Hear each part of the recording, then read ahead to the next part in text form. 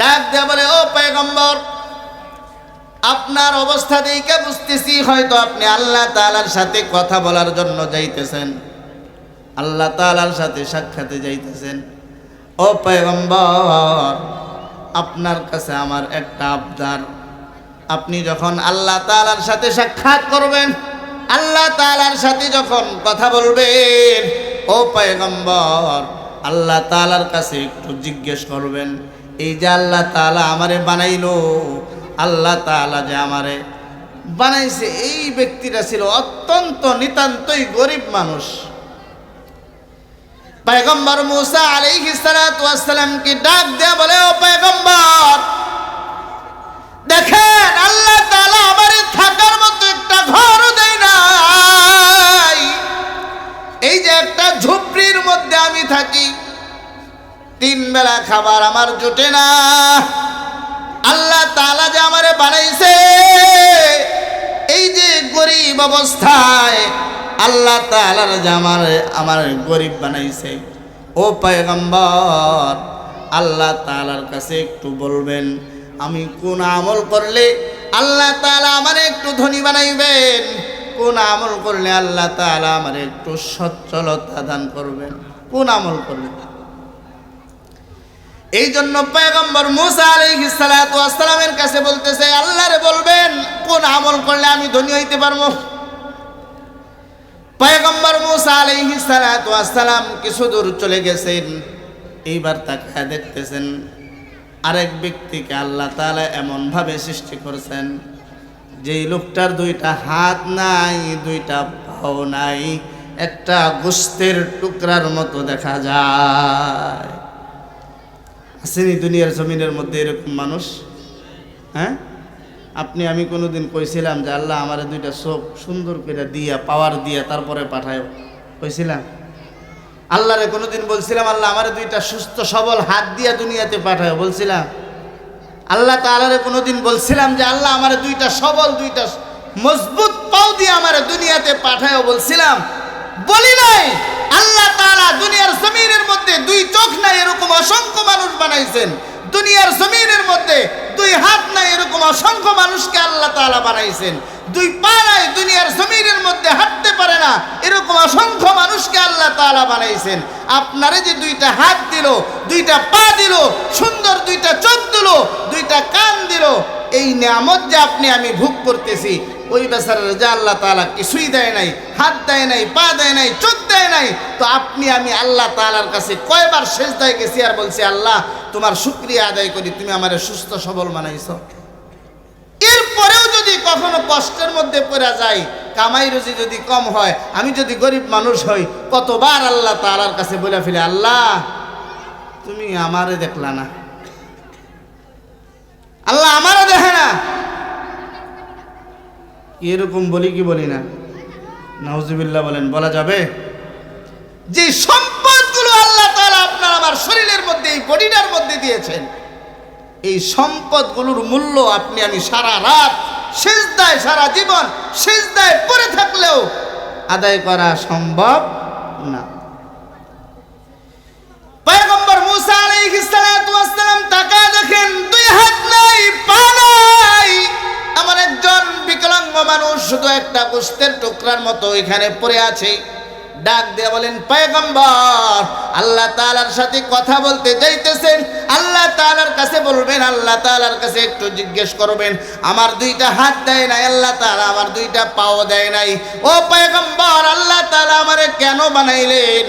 আল্লাহ তাআলার কাছে একটু জিজ্ঞেস করবেন। পয়গম্বর মুসা আলাইহিস সালাতু ওয়াস সালাম আল্লাহ তাআলার দরবারে চলে গেছেন, কথা বলা শেষ। এইবার পয়গম্বর মুসা আলাইহিস সালাতু ওয়াস সালাম যখন আল্লাহ তাআলার কাছ থেকে ফিরে আসতেছেন, এই ব্যক্তির কাছে আল্লাহ তাআলার কাছে জিজ্ঞেস করতে বলছে। পয়গম্বর আল্লাহ তাআলারে বলবেন, আমার যে আল্লাহ তাআলা এরকম ভাবে বানাইলো, আল্লাহ তাআলা কেন বানাইছে? আমার দিয়ে আল্লাহ তাআলা কি করব? কি জন্য আল্লাহ তাআলা আমারে বানাই? কে বহালো দিবস রাতে দক্ষিণ হিমেল বায়ু, কোথা থেকে পেলি রে তুই তোর জীবনের আয়ু? মাঠের পরে কে বিছালো সবুজ শ্যামল ছবি,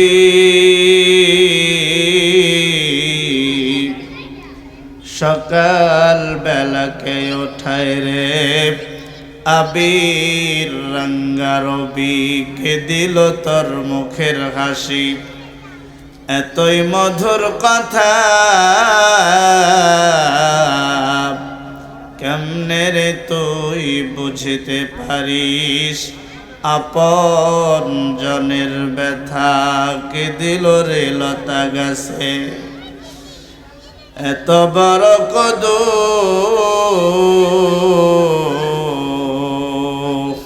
কারি সারায় মৌমাছিরা মৌচাকে দেয় মধু, পাখির কণ্ঠে কে দিল রে মিষ্টি মধুর গান,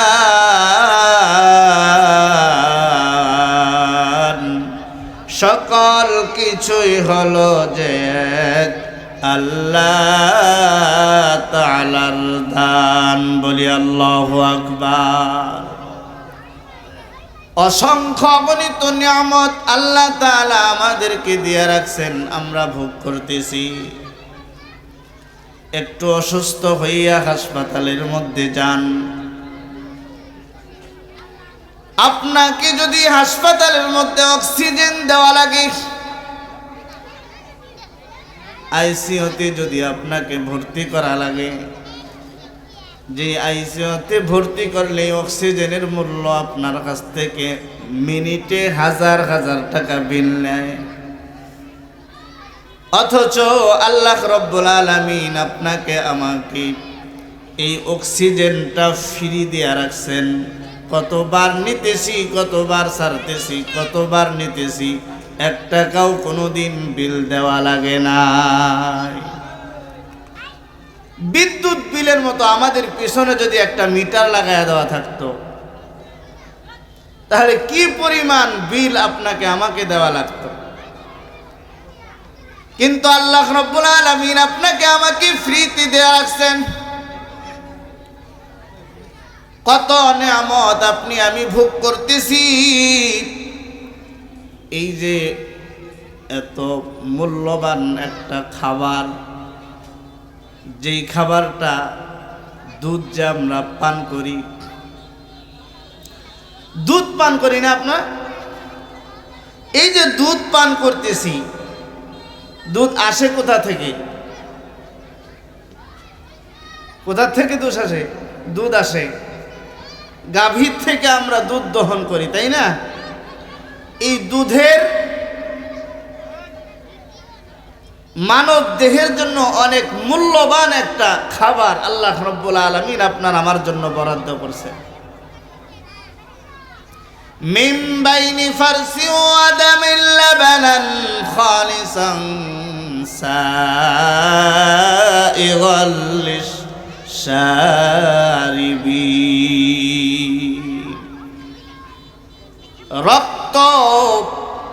রক্ত এবং গোবর, এই দুইটার মাঝখান থেকে আল্লাহ তাআলা পিওর দুধ আমাদেরকে খাওয়াইতেছেন, পিওর দুধ খাওয়াইতেছেন। একটু গন্ধও কখনো লাগে না। আল্লাহ তাআলা নিজেই বলেন, গোবর এবং রক্তের মাঝখান থেকে আপনাকে আমাকে এই নিয়ামত আল্লাহ তাআলা খাওয়াইতেছেন। সুবহানাল্লাহ বলবেন। মেহমান আসতে বাড়িতে, বাচ্চা ওলা মুরগিটা, বাচ্চাগুলোর বয়স 15-20 দিন বা 1 মাস, আর কোনো ব্যবস্থা নাই। আপনি জবাই করলেন মুরগিটা, বাচ্চাগুলোকে এতিম করে দিলেন। কখনো ভাবি নাই এই বাচ্চাগুলোকে বাদ দিয়ে আমি যে মুরগিটা জবাই করলাম, নিষেধ আছে নাকি? জবাই করা নিষেধ আছে? নিষেধ নাই, কারণ আপনার জন্যই আল্লাহ তাআলা এগুলো তৈরি করেছে। কিন্তু কথা হলো, এই নিয়ামত ভোগ করার পর আল্লাহ তাআলার যদি ইবাদত বন্দেগী না করি, আল্লাহ তাআলার হুকুম মতে যদি আপনি আমি না চলি, আপনি আমি যদি আল্লাহ তাআলার নাফরমানি করি, তাহলে আল্লাহ রাব্বুল আলামিন কাল কিয়ামতের দিন, যেদিন বিচারকের আদালতে বসবেন, সেই দিন এই মুরগি গরু সব কিছুই আপনার আমার বিরুদ্ধে আল্লাহ তাআলার কাছে নালিশ করবে যে আমাকে আমার বাচ্চাগুলোকে কষ্ট দিয়া তোমার বান্দাকে খাওয়াইছ, কিন্তু এই বান্দা তোমার ইবাদত করে না। এই বান্দা তোমার ইবাদত করে নাই। ইবাদত করতে গেলে আল্লাহ রাব্বুল আলামিন আপনাকে আমাকে ইবাদতের জন্য বানাইছেন। এই ইবাদত যদি আমি না করি, আচ্ছা ইবাদত করতে গেলে কি আপনার আমার জন্য আলেম হওয়া শর্ত নাকি? হ্যাঁ, নামাজ পড়তে গেলে আলেম হওয়া শর্ত, মুফতি সাহেব হওয়া শর্ত না। হ্যাঁ, এতটুকু পরিমাণ ইলমে দ্বীন শিক্ষা গ্রহণ করা প্রত্যেকটা মুসলমানের উপর ফরজ। যতটুকু ইলম না শিখলে আপনার নামাজটা শুদ্ধ হয় না, যতটুকু ইলম না শিখলে আপনার দুনিয়াতে চলতে গেলে হালাল হারাম বাজ বিচার করতে পারেন না, যতটুকু ইলম না থাকলে আপনি সামাজিকভাবে চলতে পারেন না, এতটুকু ইলমে দ্বীন শিক্ষা গ্রহণ করা প্রত্যেকটা মুসলমানের উপর কি ফরজ। যতটুকু জানেন এর উপরেই যদি আমল করতে পারেন তো আল্লাহ রাব্বুল আলামিন আপনার আমার জন্য জান্নাত তৈরি করে রাখছেন, কে রাখেন নাই? হ্যাঁ, আব্দুল্লাহ ইবনুল মুবারক রহমাতুল্লাহি আলাইহি অনেক বড় একজন মুহাদ্দিস মানুষ, বুজুর্গ মানুষ। আমাদের দেশে বড় বড় উলামায়ে কেরাম আছে না নাই? বড় বড় আল্লাহর ওলিরা আছে না নাই? কিন্তু আমাদের দেশের মানুষরাই চিনে, বাহিরের মানুষ, বাহিরের কয়টা দেশের মানুষ চিনে? কি কর? আমাদের দেশের উলামায়ে কেরামকে বাহিরের মানুষ চিনে, কিন্তু আব্দুল্লাহ ইবনুল মুবারক রহমাতুল্লাহি আলাইহি সারা বিশ্বের মানুষ মুহাদ্দিস হিসাবে জানে। বলেন সুবহানাল্লাহ। এত বড় একজন হাদিস বিশারদ, এত বড় একজন আল্লাহর ওলি, তিনি যখন ইন্তেকাল করছেন, ইন্তেকাল করার পর আরেকজন বুজুর্গ মানুষ তাকে স্বপ্নে দেখছেন। স্বপ্নের মধ্যে জিজ্ঞেস করতেছেন আল্লাহ তাআলার কাছে আপনি কি পাইলেন? সুবহানাল্লাহ বলেন। কাকে জিজ্ঞেস করতেছে? আব্দুল্লাহ ইবনুল মুবারক রহমাতুল্লাহি আলাইহি, যে ভাই আল্লাহ তাআলা আপনারে কি কি দিল? আব্দুল্লাহ ইবনে মুবারক রহমাতুল্লাহি আলাইহি বুজুর্গকে বলেন, আল্লাহ তাআলা আমাকে যা দিয়েছেন আলহামদুলিল্লাহ, তবে আল্লাহ তাআলার যতটুকু ইবাদত আমি করছি, আল্লাহ তাআলার যতটুকু বন্দিগি আমি করছি, আল্লাহ তাআলা আমাকে যতটুকু দিয়েছেন, কিন্তু আমার আক্ষেপ হইল আমি এত বড় ইবাদত গুজার বান্দা হওয়া সত্ত্বেও আমার বাড়ির পাশের যে একজন কামার ছিল, সারাদিন মানুষের দাও ছুরি কুদাল কুড়াল বানাইতো, আমার ইন্তেকাল হয়ে যাওয়ার পর আল্লাহ তাআলা আমাকে যে পরিমাণ পুরস্কার দান করেছেন, যেই জান্নাতটা আল্লাহ তাআলা আমারে দিয়েছেন, আমার জান্নাতের চাইতে দামি জান্নাত আল্লাহ তাআলা ওই কামার বেড়ারে দিয়েছে। বলেন সুবহানাল্লাহ। এত বড় একজন বুজুর্গ মানুষ, সারা বিশ্বব্যাপী যার পরিচিতি, তাকে আল্লাহ তাআলা যেই জান্নাত দিয়েছেন তার চাইতে জান্নাত দামি জান্নাত কারে দিয়েছেন? উনার বাড়ির পাশের যে কামার ছিল সেই কামারকে।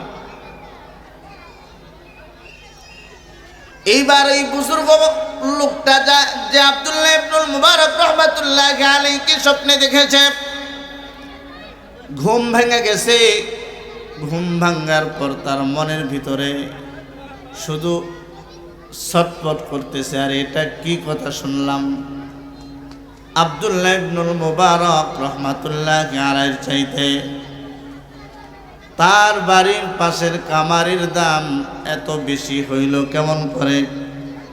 আল্লাহ তাআলা তার চাইতে বেশি, তার চাইতে দামি, এই দামি জান্নাত আল্লাহ তাআলা তার দিয়েছেন। কিভাবে হইল? লোকটা ছুটে চলে গেছে আব্দুল্লাহ ইবনুল মুবারক রহমাতুল্লাহি আলাইহির এলাকায়, খুঁজা বের করতেছে কামারের বাড়ি কোনটা খুঁজতেছে। খুঁজতে খুঁজতে সংবাদ নিয়ে জানতে পারলো যেই কামারের সন্ধানে তিনি আসছেন ওই কামারও দুনিয়াতে আর বেঁচে নাই, কামারও মারা গেছে। এইবার আব্দুল্লাহ ইবনুল মুবারক রহমাতুল্লাহি আলাইহি যে লোক বুজুর্গ ব্যক্তি রাতে স্বপ্ন দেখেছে, এই বুজুর্গ ব্যক্তি যখন খোঁজ খবর নিয়ে জানতে পারলেন কামার আর দুনিয়ার জমিনের মধ্যে বেঁচে নাই, এইবার তিনি পর্দার আড়াল থেকে ওই কামারের স্ত্রীকে ডাক দেয়া বলেন, ও মা, অনেক দূর থেকে আপনার কাছে আসছি, আপনার কাছে আসছি একটা তথ্য নেওয়ার জন্য আসছি। আব্দুল্লাহ ইবনুল মুবারক রহমাতুল্লাহি আলাইহি চাইতে আপনার স্বামীর জান্নাতটা আল্লাহ তাআলা উত্তম দিয়েছেন। আপনার স্বামী তো একজন কামার ছিল, দুনিয়াতে তার অতিরিক্ত কি কি আমল ছিল একটু জানতে চাই। কি আমল করত? আব্দুল্লাহ ইবনুল মুবারক রহমাতুল্লাহি আলাইহি এলাকার সেই কামারের স্ত্রী এবার ওই বুজুর্গ ব্যক্তিকে ডাক দেয়া বলেন, ও ভাই, আমার স্বামী একজন কামার, তার ভিতরে অতিরিক্ত কোনো আমল তো আমি দেখি নাই, তবে তার ভিতরে আমি দুইটা জিনিস পাইছি। কয়টা জিনিস বলেন? দুইটা জিনিস পাইছি। কি জিনিস? এইবার ওই কামারের স্ত্রী ডাক দেয়া বলতেছে, এই যে আমাদের বাড়ির পাশে দেখতেছেন আব্দুল্লাহ ইবনুল মুবারক রহমাতুল্লাহি আলাইহির দোতলা বাড়ি। আব্দুল্লাহ ইবনুল মুবারক রহমাতুল্লাহি আলাইহিকে আল্লাহ তাআলা যে পরিমাণ ইলম দান করেছিলেন, যে পরিমাণ জ্ঞান দান করেছেন, যে পরিমাণ ইলম আল্লাহ তাআলা তারে দান করেছিলেন, আল্লাহ তাআলা তাকে সচ্ছলতাও দান করেছিলেন। ধনী মানুষ ছিলেন, দোতলা একটা বাড়ি ছিল। এই যে প্রচণ্ড গরমের দিনে আব্দুল্লাহ ইবনুল মুবারক রহমাতুল্লাহি আলাইহি তার ছাদের মধ্যে জায়নামাজ বিছাইয়া পাগড়িটা মাথায় লাগাইয়া সারা রাত দাঁড়ায় দাঁড়ায় নফল নামাজ পড়তেন। বলেন সুবহানাল্লাহ। আর এই কামার প্রচন্ড রোদের কারণে, প্রচন্ড গরমের কারণে এই কামার দিনের বেলায় কোনো কাজ করতে পারতো না। কাজ করতে গেলে দিনের বেলায় আগুনের তাপ সহ্য করতে পারতো না।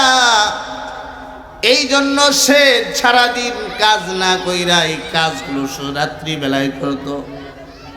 রাত্রি বেলায় যখন এই রোদের তাপ থাকতো না, গরমের প্রখরটা একটু কমতো, এই রাত্রি বেলায় সে কাজ করত। আব্দুল্লাহ ইবনুল মুবারক রহমাতুল্লাহি আলাইহি যে সময় ছাদের মধ্যে দাঁড়াইয়া নামাজ আদায় করতেন, এই সময়টাই কামার তার জিনিসপত্র আগুনের মধ্যে পুরাইয়া দা কুরাল খন্তাগুলো বানাইতেন। আর যখন তার নজরটা ওই আব্দুল্লাহ ইবনুল মুবারক রহমাতুল্লাহি আলাইহির দিকে যাইত, সাথে সাথে কাজটা বন্ধ করে দিয়া আল্লাহ তাআলার কাছে কাঁদতেন আর বলতেন, আল্লাহ, এই যে আব্দুল্লাহ ইবনুল মুবারক রহমাতুল্লাহি আলাইহি ছাদের মধ্যে দাঁড়াইয়া, ওগো আল্লাহ, তোমার ইবাদতের মধ্যে দাঁড়ায় গেছে, আমাকে যদি তুমি কামার না বানাইতা, আমাকেও যদি তুমি সচ্ছলতা দান করতা, আমার ঘরের মধ্যে যদি অভাব না থাকতো, ওগো আল্লাহ, আমাকেও যদি তুমি সচ্ছলতা দান করতা, তাহলে এই আমি দাও কুরাল বানাইতাম না। তার মতো দাঁড়ায় দাঁড়ায় সারা রাত নামাজের মধ্যে কাটায় দিতাম। আব্দুল্লাহ ইবনুল মুবারক রহমাতুল্লাহি আলাইহি ছাদের মধ্যে দাঁড়াইয়া নামাজ আদায় করতেন। আর এই কামার চোখের পানি ছেড়ে দিয়া ইবাদতের প্রতি যে একটা লোভ তার ভিতরে ছিল, আল্লাহ তাআলার কাছে শুধু ডাকতেন আর বলতেন, আল্লাহ উপার্জনের খাতিরে আমার পরিবার চালানোর তাগিদে আমি সারা রাত কামারের কাজ করি, সারা রাত কাজ কইরা যে যন্ত্রপাতি আমি বানাই এগুলো মানুষের মাঝে বিক্রি করে দিয়ে আমার সংসার চালাই। ওগো আল্লাহ, আমাকেও যদি তুমি ধনী বানাইতা আব্দুল্লাহ ইবনুল মুবারক রহমাতুল্লাহি আলাইহির মতো আমিও দাঁড়ায় দাঁড়ায় সারা রাত নফল নামাজ পড়তাম। এই যে একটা ইবাদতের লোভ তার ভিতরে ছিল, এই কামারের স্ত্রী ওই বুজুর্গ ব্যক্তিকে ডাক দেয়া বলতেছে, এই একটা লোভ তার ভিতরে ছিল। সে প্রায় সময় আল্লাহ তাআলার কাছে কান্নাকাটি করে বলতো, আল্লাহ আমি তো কাজে লিপ্ত থাকি শুধু আমার অভাবের কারণে, আল্লাহ তুমি যদি আমারও সচ্ছলতা দান করতা আমিও ইবাদত করতাম, সারা রাত দাঁড়ায় দাঁড়ায় ইবাদত করতাম। এই যে কামার আল্লাহ তাআলার কাছে বলতো, আপনারা বলেন তো এটা তার অন্তর থেকে কথা ছিল নাকি মানুষকে শোনানোর জন্য বলতো? অন্তর থেকে বলতো। আল্লাহ তাআলা তো আপনার আমার দিল দেখেন, অন্তরের ভিতরে কি আছে সেটা দেখেন। আপনি আমি আপনার আমার ভিতরে কি আছে আর বাহিরে কি আছে এটা আল্লাহ তাআলা ফলো করেন, আল্লাহ তাআলা দেখেন, সে অনুযায়ী আপনাকে আমাকে আল্লাহ তাআলা কি দিয়ে থাকেন, জাযা দিয়ে থাকেন। এইবার ওই কামার লোকটার স্ত্রী ডাক দেয়া বলে, এটা হলো তার এক নাম্বার একটা আমল, এক নাম্বার তার গুণটা আমি দেখছি যে সব সময় সে ইবাদতের প্রতি লোভী ছিল, সময় পাইলে লোভ করতো না, সময় পাইলে সে ইবাদতের মধ্যে লিপ্ত হয়ে যাইত। আর এরকম দেখা দেখা আল্লাহ তাআলার কাছে শুধু আফসোস করত। দুই নাম্বার আরেকটা কাজ করত। দুই নাম্বার আরেকটা কাজ কি ছিল? ওই যে অভাবের সংসার, স্ত্রী যে সারা বৎসর এই যে কামারের কাজ করতেন, দাও কোরাল খন্তা এগুলো যে বানাইতেন, লোহা আগুনের মধ্যে গরম করে পুইরা সেগুলো বাইরে বাইরে তারপরে তিনি এই যে অস্ত্রপাতিগুলো বানাইতেন, তিনি যে কাজ করতে করতে যখন নামাজের সময় হয়ে যাইত, আগুনের মধ্যে লোহা পোড়া দিয়া এই যে লোহায় বাড়ি দিতেছেন, এমতো অবস্থায় যদি মসজিদ থেকে আল্লাহ তাআলার আজানের ধ্বনিটা যখন তার কানের মধ্যে চলে আসতো, আজানের ধ্বনিটা যখন তার কানের মধ্যে পৌঁছাইতো, এই কামার বেচারা এই যে লোহা পিটানো অবস্থায় যদি কখনো আজানের ধ্বনি তার কানের মধ্যে আসতো, এই যে হাতুড়িটা উপরে উঠাইছে, এমতো অবস্থায় যদি মসজিদ থেকে আজানের ধ্বনি তার কানের মধ্যে চলে আসছে, এমতো অবস্থায় এই যে হাতুড়িটা উপরে উঠাইছে, এমন একটা অবস্থা তার হয়ে যাইত, সে যে কাজ করতেছে শক্তি দিয়া, এই যে হাত লোহার মধ্যে পিটাইতেছে, এই যে শরীরের মধ্যে একটা শক্তি দিয়া সে যে কাজ করতেছিল, আজানের ধ্বনিটা তার কানের মধ্যে আসার সাথে সাথে তার শরীরটা এরকম নিস্তেজ হয়ে যাইত, মনে হইতো তার শরীরের মধ্যে আর কোনো শক্তি নাই। এই যে হাতুড়িটা উপরের দিকে উঠাইছে, চিন্তাও করতো না কখনো যে এই যে হাতুড়িটা উপরে উঠাইছি তো একটা বাড়ি দিলেও আমার সময়ের কোনো, আমার নামাজের কোনো ব্যাঘাত হবে না। তারপরেও কখনোই এই যে হাতুড়িটা উপরে উঠানোর পর দ্বিতীয়বার আবার তিনি যে বাড়িটা দিবেন এই কাজটা কখনোই করতেন না।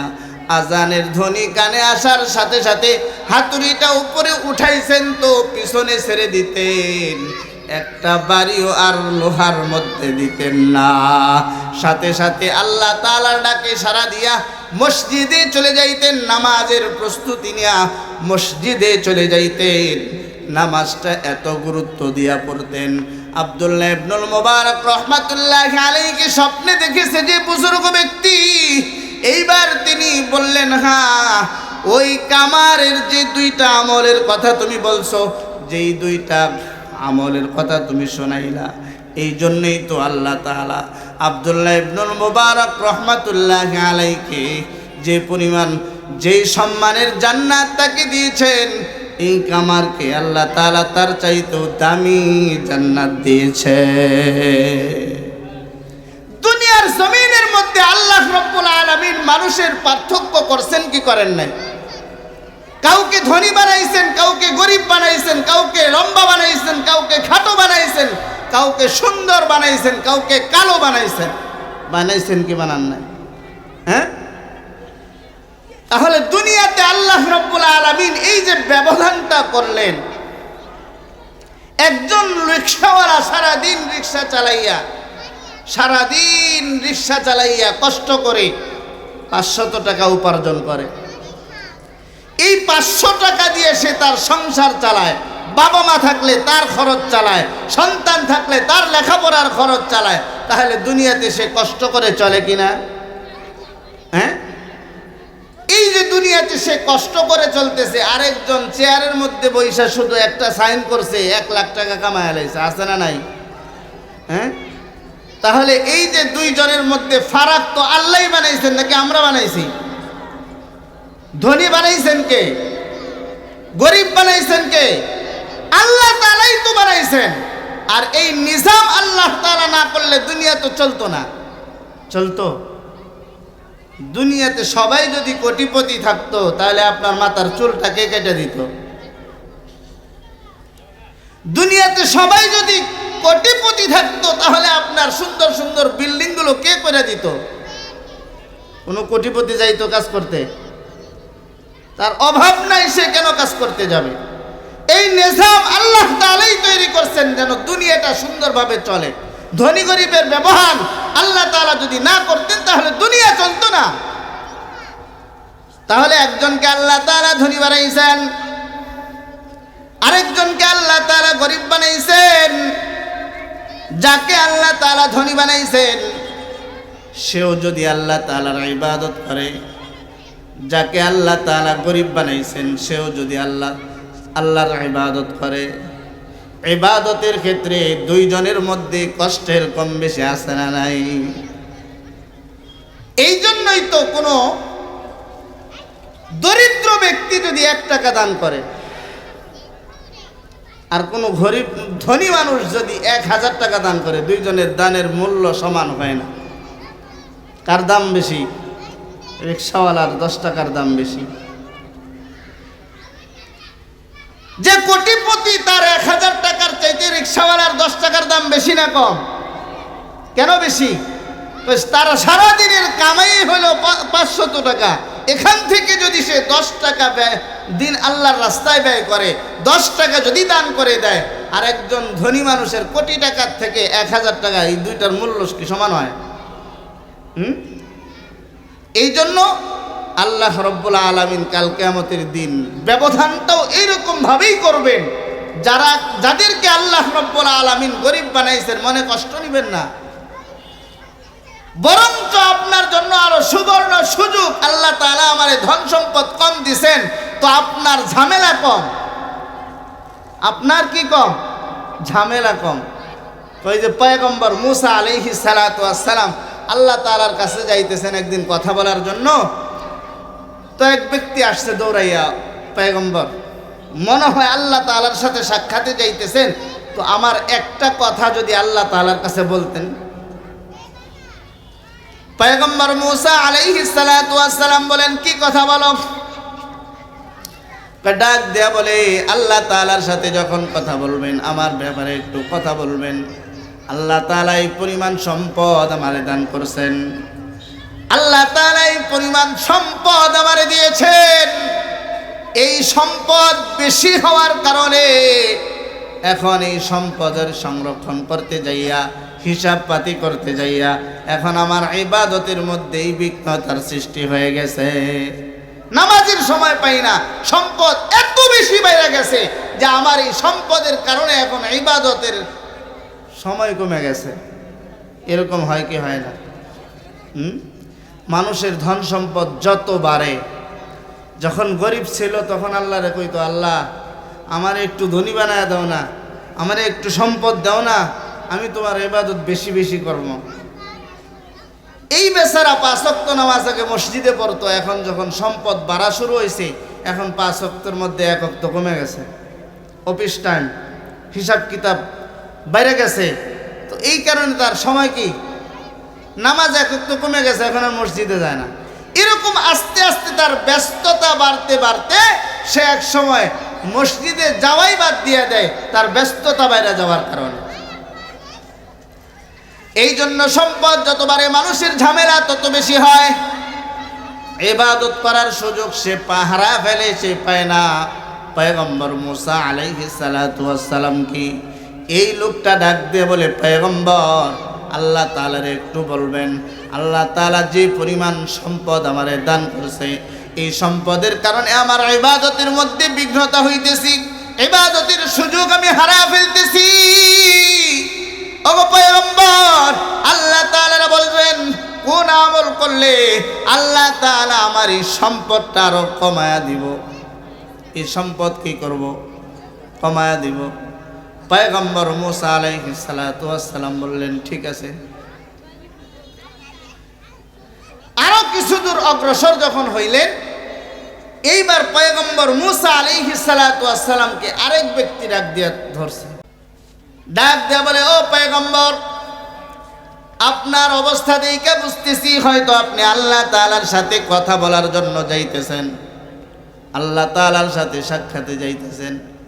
ও পয়গম্বর, আপনার কাছে আমার একটা আবদার, আপনি যখন আল্লাহ তাআলার সাথে সাক্ষাৎ করবেন, আল্লাহ তাআলার সাথে যখন কথা বলবেন, ও পয়গম্বর আল্লাহ তাআলার কাছে একটু জিজ্ঞেস করবেন, এই যে আল্লাহ তাআলা আমারে বানাইলো, আল্লাহ তাআলা যে আমারে বানাইছে, এই ব্যক্তিটা ছিল অত্যন্ত নিতান্তই গরিব মানুষ। পয়গম্বর মুসা আলাইহিস সালাতু ওয়াস সালাম কি ডাক দেয়া বলে, ও পয়গম্বর দেখেন, আল্লাহ তাআলা আমারে থাকার মতো একটা ঘরও দেয় নাই, এই যে একটা ঝুপড়ির মধ্যে আমি থাকি, 3 বেলা খাবার আমার জোটে না, আল্লাহ তাআলা যে আমারে বানাইছে এই যে গরিব অবস্থায়, আল্লাহ তাআলার যে আমার গরিব বানাইছে, ও পয়গম্বর আল্লাহ তাআলার কাছে একটু বলবেন আমি কোন আমল করলে আল্লাহ তাআলা আমারে একটু ধনী বানাইবেন, কোন আমল করলে আল্লাহ তাআলা আমারে একটু সচ্ছলতা দান করবেন, কোন আমল করলে। এই জন্য পয়গম্বর মুসা আলাইহিস সালাতু ওয়াস সালামের কাছে বলতেছে, আল্লাহরে বলবেন কোন আমল করলে আমি ধনী হইতে পারবো। পয়গম্বর মুসা আলাইহিস সালাতু ওয়াস সালাম কিছু দূর চলে গেছেন, এইবার তাকায় দেখতেছেন আরেক ব্যক্তিকে আল্লাহ তাআলা এমন ভাবে সৃষ্টি করেছেন, যেই লোকটার 2টা হাত নাই, 2টা পাও নাই, একটা গোশতের টুকরার মতো দেখা যায়। আসেনি দুনিয়ার জমিনের মধ্যে এরকম মানুষ? হ্যাঁ, আপনি আমি কোনোদিন কইছিলাম যে আল্লাহ আমার 2টা চোখ সুন্দর করে দিয়া পাওয়ার দিয়া তারপরে পাঠায়, কইছিলাম? আল্লাহরে কোনোদিন বলছিলাম আল্লাহ আমার 2টা সুস্থ সবল হাত দিয়া দুনিয়াতে পাঠায়, বলছিলাম? আল্লাহ তাআলারে কোনোদিন বলছিলাম যে আল্লাহ আমার 2টা সবল 2টা মজবুত পাও দিয়ে আমার দুনিয়াতে পাঠায়, বলছিলাম? বলি নাই। আল্লাহ তাআলা দুনিয়ার জমিনের মধ্যে 2 চোখ নাই এরকম অসংখ্য মানুষ বানাইছেন, দুনিয়ার জমিনের মধ্যে 2 হাত নাই এরকম অসংখ্য মানুষকে আল্লাহ তাআলা বানাইছেন, 2 পা নাই দুনিয়ার জমিনের মধ্যে হাঁটতে পারে না এরকম অসংখ্য মানুষকে আল্লাহ তাআলা বানাইছেন। আপনারে যে 2টা হাত দিল, 2টা পা দিল, সুন্দর 2টা চোখ দিল, 2টা কান দিল, এই নিয়ামত যে আপনি আমি ভোগ করতেছি, ওই বেচারার যে আল্লাহ তাআলা কিছুই দেয় নাই, হাত দেয় নাই, পা দেয় নাই, চোখ দেয় নাই, তো আপনি আমি আল্লাহ তাআলার কাছে কয়বার সেজদায় গেছি আর বলছি আল্লাহ তোমার শুকরিয়া আদায় করি, তুমি আমারে সুস্থ সবল বানাইছো। এরপরেও যদি কখনো কষ্টের মধ্যে পড়া যায়, কামাই রুজি যদি কম হয়, আমি যদি গরিব মানুষ হই, কতবার আল্লাহ তাআলার কাছে বলে ফেলে আল্লাহ তুমি আমারে দেখলা না, আল্লাহ আমারে দেখে না। এরকম বলি কি বলি না? নাউজুবিল্লাহ বলেন, বলা যাবে? যে সম্পদগুলো আল্লাহ তাআলা আপনার আমার শরীরের মধ্যে, এই বডিটার মধ্যে দিয়েছেন, এই সম্পদগুলোর মূল্য আপনি আমি সারা রাত সিজদায়, সারা জীবন সিজদায় পড়ে থাকলেও আদায় করা সম্ভব না।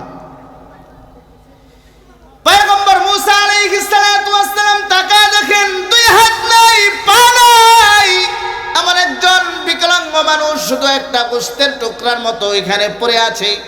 ডাক দিয়ে বলেন, পয়গম্বর আল্লাহ তাআলার সাথে কথা বলতে যাইতেছেন, আল্লাহ তাআলার কাছে বলবেন, আল্লাহ তাআলার কাছে একটু জিজ্ঞেস করবেন, আমার দুইটা হাত দেয় নাই আল্লাহ তাআলা, আমার দুইটা পাও দেয় নাই। ও পয়গম্বর, আল্লাহ তাআলা আমারে কেন বানাইলেন?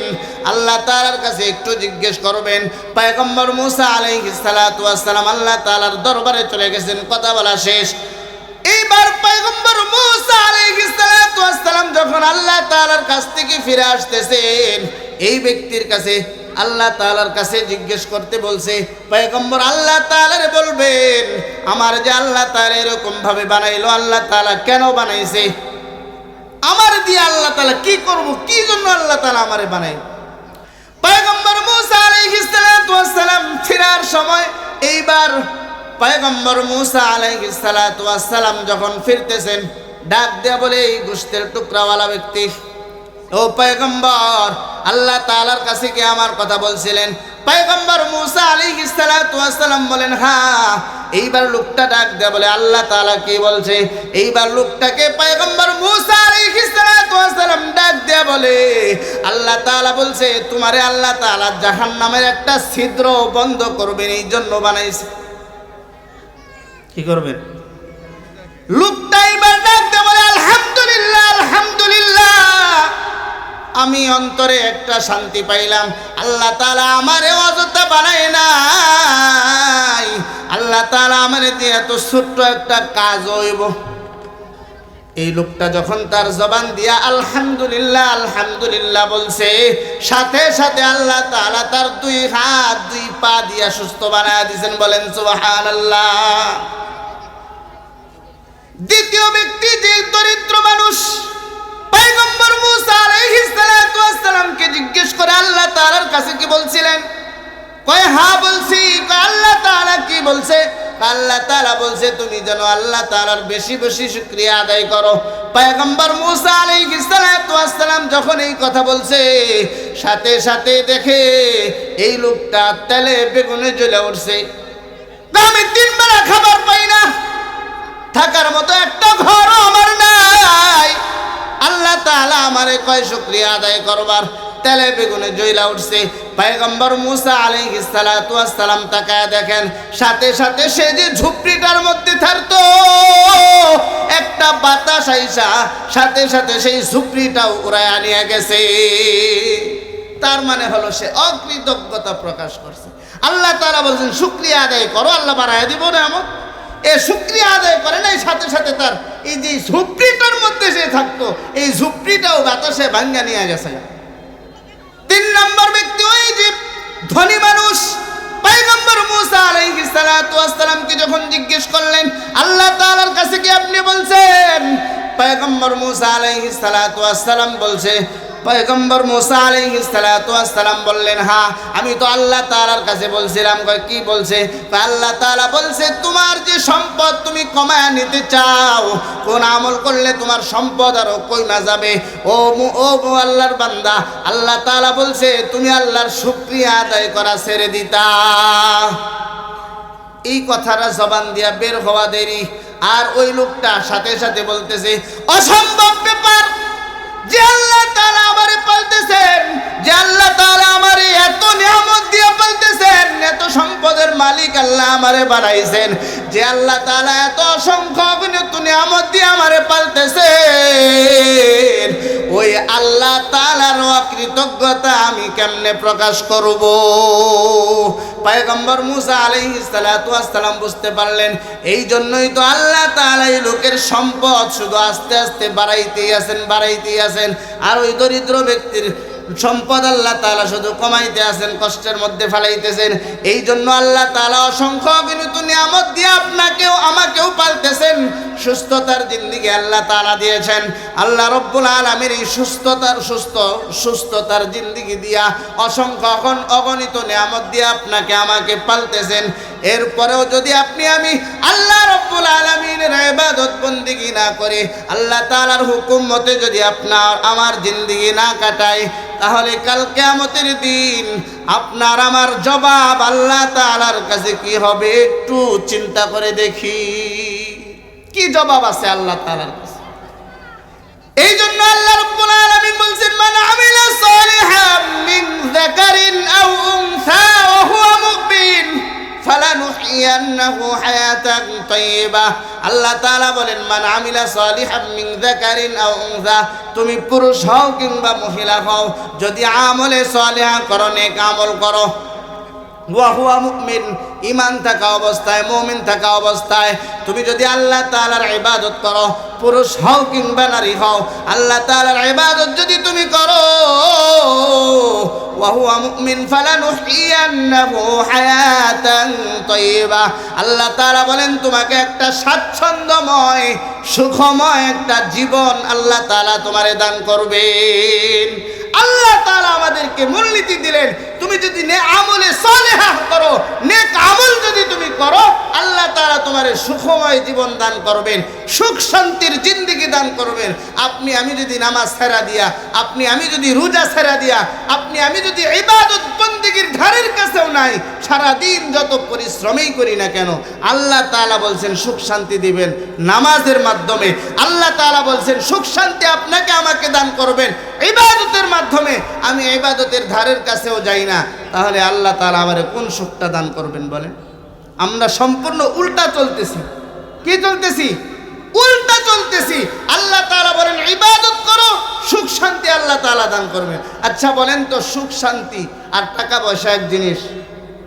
হয়তো বলতে পারেন এরকম সমাজের মধ্যে অসংখ্য মানুষ আছে যাদের টাকা পয়সার কোনো অভাব নাই, আছে না নাই? কিন্তু এক ওয়াক্ত নামাজও পড়ে না, আছে না? আচ্ছা বলেন তো, এই টাকা পয়সা আর সুখ শান্তি কি এক জিনিস? এক জিনিস না। একজন রিক্সাওয়ালা সারাদিন রিক্সা চালাইয়া, সারাদিন মানুষের বাড়িতে একজন শ্রমিক সারাদিন কাজ কইরা যা কামাই করলো, এই সন্ধ্যাবেলায় বাজার কইরা মনে করেন খাবার দাবার যা খাইলো, খায়া বিছানায় পিঠ লাগাইতে দেরি, তার দুই চোখের মধ্যে ঘুম আসতে দেরি নাই। আর একজন কোটিপতি আছে এরকম, অসংখ্য কোটিপতি এরকম আছে, ঘুমের ট্যাবলেট খায়াও ঘুমাইবার পারে না, ঘুম চোখে আসে না, টেনশনে ঘুম চোখে আসে না। তাহলে সুখ শান্তি আর টাকা পয়সা কি এক জিনিস? এই জন্য আল্লাহ তাআলা মূলনীতি কি দিলেন, যে আপনাকে আমাকে বলছেন নেক আমল করো, আমলে সালেহা করো, ইবাদত বন্দেগী করো, আল্লাহ তাআলা সুখ শান্তি দান করবেন। আমরা যে সুখ শান্তির পিছনে সকাল থেকে সন্ধ্যা পর্যন্ত এই যে দৌড়াইতেছি সুখের তালাশে, দুনিয়ার পিছনে এই যে ছুটতেছি, আপনি আমি তো সকাল থেকে সন্ধ্যা পর্যন্ত যতই ছুটি না কেন, আল্লাহ তাআলা যদি না দেন, আল্লাহ তাআলা যদি না দেন, রাতে দিনে দৌড়া দৌড়ে বিশ্রামের সুযোগটা নাই, নামাজ রোজা দৌড়ের কথা আল্লাহর নামটাও মুখে নাই। রাতে দিনে দৌড়া দৌড়ে বিশ্রামের সুযোগটা নাই, নামাজ রোজা দৌড়ের কথা আল্লাহর নামটাও মুখে নাই। মরণকালে টাকা কি কারো সঙ্গেতে গেছে, মরণকালে টাকা কি কারো সঙ্গেতে গেছে, কি জবাব দিবি রে তুই আল্লাহর কাছে, হায় কি জবাব দিবি রে তুই আল্লাহর কাছে। ওরে মানুষ হইছ বেহুশ দুনিয়ার পিছে, কি জবাব দিবি রে তুই আল্লাহর কাছে, হায় কি জবাব দিবি রে তুই আল্লাহর কাছে। হালাল হারাম না মানিয়া কত টাকা করছো কামাই, এত টাকা রাখবে কোথায়, কাফনের তো পকেট নাই। হালাল হারাম না মানিয়া কত টাকা করছো কামাই, এত টাকা রাখবে কোথায়, কাফনের তো পকেট নাই। টাকা পয়সা লইয়া কি কেউ কবরে গেছে, টাকা পয়সা লইয়া কি কেউ কবরে গেছে, কি জবাব দিবি রে তুই আল্লাহর কাছে, হায় কি জবাব দিবি রে তুই আল্লাহর কাছে। আছে কোনো জবাব? এই জন্য সুখ শান্তি যদি চাই, দুনিয়া এবং আখেরাতে যদি আপনি আমি শান্তি চাই, তো আল্লাহ তাআলার ইবাদত বন্দেগী করার দরকার আছে না নাই? আল্লাহ তাআলা আমাদের সকলকে